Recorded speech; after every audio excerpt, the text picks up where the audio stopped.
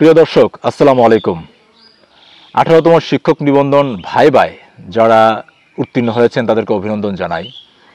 যারা এমপিওভুক্ত শিক্ষা প্রতিষ্ঠানে চাকরি করতে চান বা শিক্ষকতা করতে চান তাদের অনেকেই বিভিন্ন মাধ্যমে ইনফরমেশন জানতে চান। আজকের এই ভিডিওটি করা হচ্ছে সেটি নিয়ে।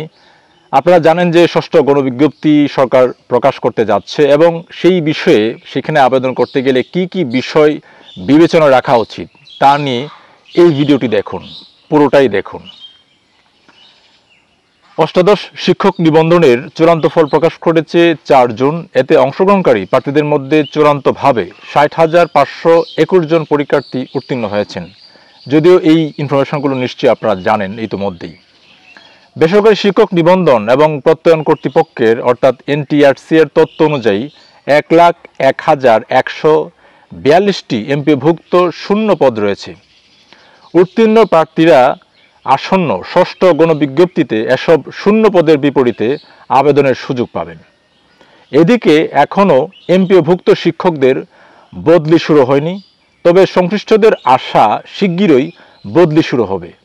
অন্যদিকে গণবিজ্ঞপ্তিতে প্রার্থীদের আবেদনে 40টি প্রতিষ্ঠান পছন্দ দেওয়ার সুযোগ দেওয়া হয়। এমন পরিস্থিতিতে গণবিজ্ঞপ্তিতে আবেদনের ক্ষেত্রে শিক্ষা প্রতিষ্ঠানের অবস্থা, কর্মপরিবেশ, শিক্ষার্থীর সংখ্যা, আর্থিক সচ্ছলতা, শিক্ষক কর্মচারীদের সুযোগ সুবিধা সহ বিভিন্ন বিষয় বিবেচনায় রাখা উচিত।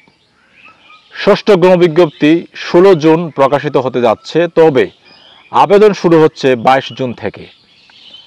প্রার্থীরা এনটিআরসি এর ওয়েবসাইট থেকে আবেদন সম্পর্কিত সকল তথ্য পেয়ে যাবেন। ব্যান্ডবেজের ওয়েবসাইটে যেতে হলে প্রথমে www.bandbase.gov.vd এই ঠিকানা কম্পিউটারের সার্চ ইঞ্জিনে টাইপ করতে হবে। এই ওয়েবসাইটের ইনস্টিটিউট অফ সার্চ অপশনে গিয়ে ডিভিশন, ডিস্ট্রিক্ট, উপজেলা, ইনস্টিটিউট টাইপ, ম্যানেজমেন্ট টাইপ এবং EIN নাম্বার দিয়ে ফাইন্ড ইনস্টিটিউট অপশনে সার্চ করে ভিউতে ক্লিক করে প্রতিষ্ঠানের মৌলিক তথ্য, ঠিকানা, যোগাযোগের নম্বর এবং শিক্ষার্থীদের সংখ্যা সহ সব সাধারণ তথ্য পাওয়া যাবে। প্রতিষ্ঠানে বর্তমানে কর্মরত শিক্ষক কর্মচারীদের তথ্য পেতে হলে www.emis.gov.bd ওয়েবসাইটের পোর্টাল অপশনে গিয়ে শিক্ষা প্রতিষ্ঠান, শিক্ষা অঞ্চল, জেলা, উপজেলা, প্রতিষ্ঠানের ধরন, ব্যবস্থাপনা নির্বাচন এবং শিক্ষা প্রতিষ্ঠানের নাম নির্বাচন করে এই বিদ্যালয়ের কর্মরত শিক্ষক কর্মচারীদের সঠিক সংখ্যা, যোগাযোগের জন্য ইমেল ঠিকানা ও শিক্ষকের বিষয়সহ অন্যান্য তথ্য পাওয়া যাবে। এই বিষয় নিয়ে একটি রিপোর্ট করছে দৈনিক শিক্ষা.com। আপনারা জানেন যে ইতিমধ্যে ষষ্ঠ গণবিজ্ঞপ্তি সার্কুলার নিয়ে সরকার কাজ শুরু করছে এবং আপনারা জানেন যে অন্তর্বর্তী সরকারের সদিচ্ছা রয়েছে শিক্ষা বিষয় নিয়ে এবং এমপিওভুক্ত শিক্ষকদের বোনাস নিয়েও আপনারা দেখেছেন যে সেটি 25% থেকে 50%-এ উন্নীত হয়েছে।